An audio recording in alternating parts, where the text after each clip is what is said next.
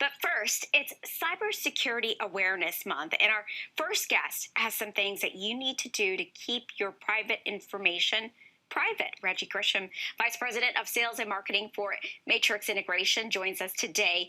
This is something we all need to take notes on, whether you're a small business owner, you're at home watching us, because cybersecurity is so important right now. It is. It's on the rise. I mean, from 2021, we've seen a huge amount of increase to 2022, whether it's for business and even in personal. It's going on right now. Folks can easily become victim, right? This can happen to anybody. Yes, they can. Yes, they can. How easy is it? As simple as if you're a business and you're turning your out of office notification on, right? You're setting yourself up for hackers to say, hey, Reggie's out of the country, you know, and let's attack him at that point in time. Yeah. The holidays are a big time when folks fall victim to. Oh, yes. Yeah. Why is that? People are generous. You know, you want to give back. And more importantly, credit cards are being used a lot, right, through that mechanism. In addition, you know, the out of office, hey, I'm going to be gone for the holidays, and a lot of companies are being notified of that hack that's going on. I think one of the out of offices that we all may have done at some point is posting photos or videos of your vacation, letting everybody that you're not, letting them know that you're not home when you're out and about, maybe enjoying time with your family. Don't do that, folks, because that's you're just making it public to everybody. Yes. Do that after you get home, right? Exactly. So what are some things that you want folks to know? Holiday hacking that can come. We've seen an uptick in that. What are you advising folks to do? Yeah, from a business perspective, you know, one of the big things is insurance interruptions. You know, being able to have an insurance policy is one thing for your business. But more importantly, there's cybersecurity insurance that you need to have for your business. And there's also social engineering that is a rider of that insurance policy.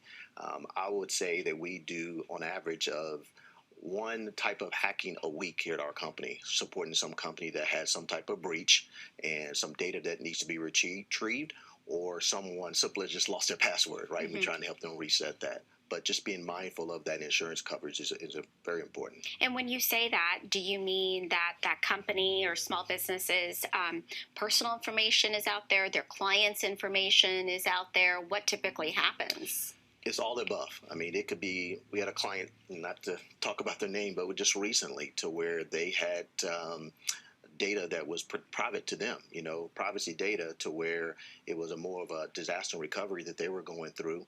And it took a little bit of time to get that back up and running for their environment because they didn't have good measures in place. They didn't have a good backup recovery system, nor did they have a plan, right, to act on if they were breached at that point in time.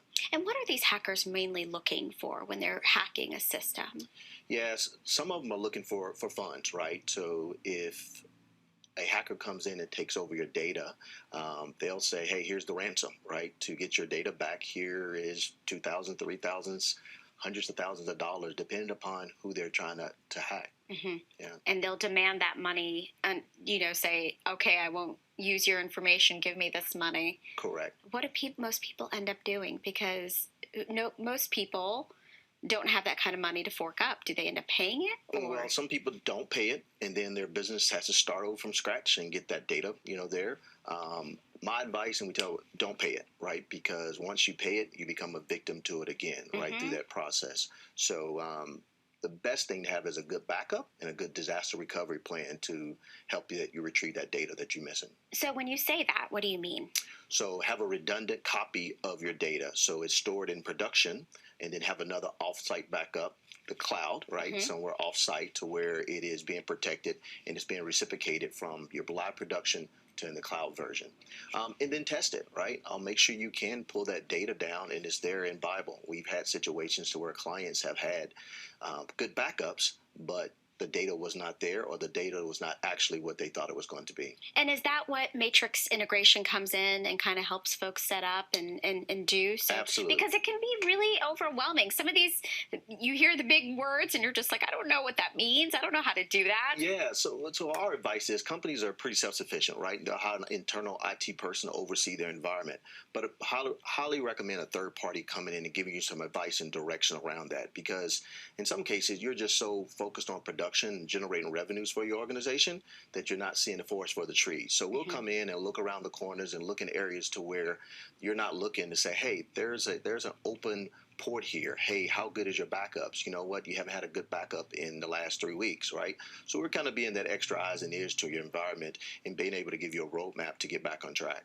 And Reggie, if you are a business owner and your information has been hacked, that makes your clients feel uneasy. That makes you maybe not, people may be reluctant to do business with that company if they know that my information was compromised. So this is really important. It's very important. We deal with all different type of industries, but one of the big industries here in our region is manufacturing, right? And we have some big manufacturers that are here, and they mandate that their customers, right, have a certain level of compliancy. And if they don't adhere to that compliance, they jeopardize the customer or the relationship in general, or jeopardize the business. So those companies come in and try to understand what type of security practices they're putting in place through that process. Okay, so I think this next tip that you have can apply to everyone, and that is choose a good password. Choose a good password. Don't keep it your dog or your cat's name or your kid's name. We all do that, don't we? We all do. We all do. How important is password control? Well, password control is very important now, just because, take our banking for an example. You know, it's called multi-factor authentication, to where you'll log in one time and then you'll get a code that comes to your cell phone, or you get an email. Yeah. So that is the big way of eliminating some of the breaches and getting in that way. So, you know, make a sophisticated password, not your dog's name or your birthday, right? Yeah. Don't have those type of things.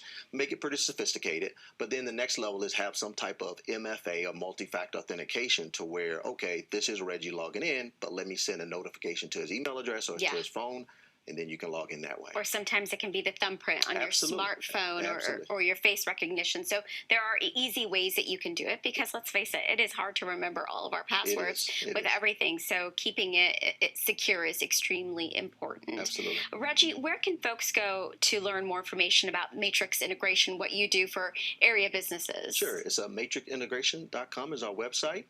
We have a local business here off of Hurst Point Lane. So, yeah, those are the two locations. Okay. Yeah. All right. Thanks so much for giving us this advice today. Appreciate you. Thanks for having me.